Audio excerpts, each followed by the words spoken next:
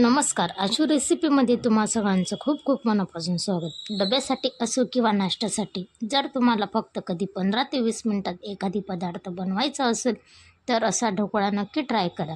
कुकरमध्ये आपण ढोकळा बनवणार आहोत. अगदी साधी सोपी पद्धत आहे. ना डाळ तांदूळ भिजवायचे, नाही दही सोडा लिंबूसत्व काही वापरले नाही. बॅचलर ढोकळा बनवणार आहोत. ढोकळा आपण कुकरमध्ये बनवणार आहोत. रेसिपीला सुरुवात करूया. कुकरमध्ये उंच जाळी ठेवायची आहे.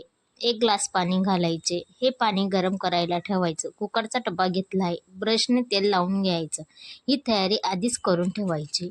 आपण जे बॅटर बनवणार आहोत मिक्सरच्या भांड्यात बनवणार आहोत तर त्यासाठी मी घेतले आहे 1.5 कप बेसन पीठ. कप किंवा वाटी जे प्रमाण तुम्हाला योग्य वाटेल त्यानुसार हे पीठ मोजू शकता. हे बेसन पीठ कपामध्ये दाबून भरायचं. यामध्ये घालायचं आहे पाव चमचा मीठ किंवा चवीपुरता मीठ घालायचे. 2 चमचे साखर घालायची. 2 ते 3 चिमूटभर हळद घालायची. ढोकळ्यामध्ये हळद अगदी कमी घालायची. त्यासोबत 2 हिरव्या मिरच्या घालायच्या आहेत. हिरवी मिरची तुमच्या आवडीनुसार कमी जास्त करू शकता. त्यासोबत 1 चमचा लिंबाचा रस घालायचा आहे. त्याचबरोबर चिमूटभर हिंग. यामध्ये पाणी घालायचे आहे. पाणी योग्य प्रमाणात घालायचे आहे. आपण इथे 1.5 कप बेसन पीठ घेतले आहे तर 1 कप पाणी घालायचे आहे. पाणी घातल्यानंतर आपण लगेचच मिक्सरमध्ये फिरून घेऊया. पाणी जास्त घालायचं नाही, बॅटर पातळ होईल. बॅटर बघा जास्त पातळही नाही जास्त घट्टही नाही असंच बॅटर हवं आहे. यामध्ये 2 चमचे तेल घालायचे. ढोकळ्यामध्ये तेल घातल्याने ढोकळा खाताना घशामध्ये अडकत नाही, तो मऊ लुसलुसीत होतो. मिक्स करून झाल्यानंतर यामध्ये घालणार आहोत आपण इनो. इथे आपण लिंबूसत्व सोडा काही वापरणार नाही, फक्त इनो वापरणार आहोत. इनो घातल्यानंतर लगेचच ते व्यवस्थित मिक्स करून घ्यायचे. जराही वेळ न वाया घालवता अगदी झटपट ही प्रोसेस करायची आहे.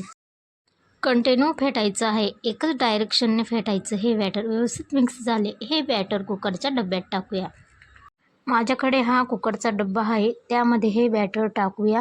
तुमच्याकडे ताट असेल खोलगट त्या ताटामध्ये टाकलं तरी चालेल.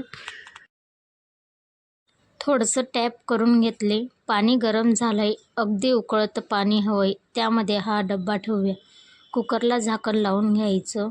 त्यानंतर कुकरची शिट्टी काढून घ्यायची आहे. 20 मिनिटे हा ढोकळा वाफवून घ्यायचा आहे. झाकण काढून बघूया. ढोकळा छान फुललेला आहे.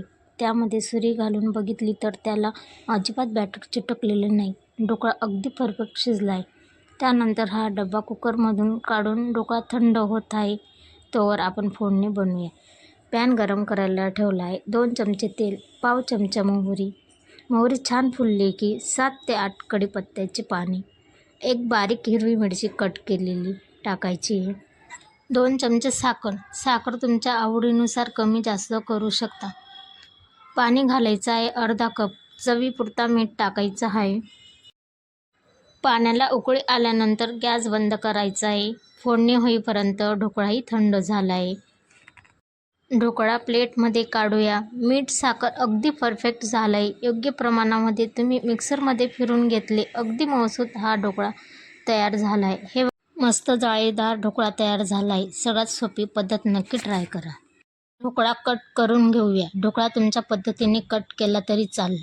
फक्त बेसन पिठाचा ढोकळा आहे. यावरही फोडणी टाकूया. आजची ही रेसिपी तुम्हाला कशी वाटली मला कमेंटमध्ये नक्की सांगा. रेसिपी आवडली तर लाईक करा, शेअर करा, सबस्क्राईब करा.